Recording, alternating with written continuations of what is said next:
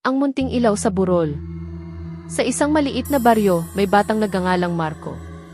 Mahilig siyang umakyat sa isang burol tuwing dapit hapon upang pagmasdan ang paglubog ng araw.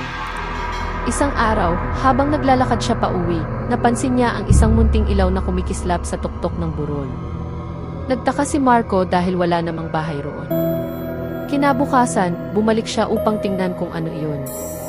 Habang papalapit siya, nakita niyang isang matandang lalaki ang maihawak ng lumang lampara. "Magandang araw po," bati ni Marco.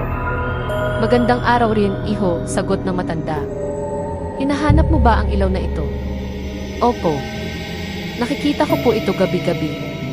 Umiti ang matanda. "Ang ilaw na ito ay hindi lamang para magbigay liwanag. Paalala rin ito na kahit gaano kadilim ang mundo, may pag-asa pa ring nagniningning." Hindi lubos na naunawaan ni Marco ang sinabi ng matanda, ngunit tumango siya. Makalipas ang ilang linggo, sinalanta ng malakas na bagyo ang kanilang baryo. Nawalan ng kuryente at maraming tao ang natakot. Naalala ni Marco ang sinabi ng matanda. Kinuha niya ang kanilang lumang lampara at tinulungan ang mga kapitbahay na magbigay liwanag sa evacuation center. Nang gabing iyon, nakita niya ang mga taong nagtutulungan at nagbibigayan ng pagkain. Napagtanto niya ang kahulugan ng mensahe ng matanda. Ang tunay na ilaw ay hindi lamang nanggagaling sa lampara, kundi sa kabutihan at pag-asa ng bawat tao. Pagkatapos ng bagyo, muli siyang umakyat sa burol upang hanapin ang matanda. Ngunit wala na ito roon.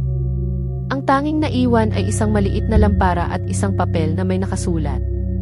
"Ipasa mo ang liwanag sa iba." Mula noon, naging ugali ni Marco ang tumulong sa mga nangangailangan.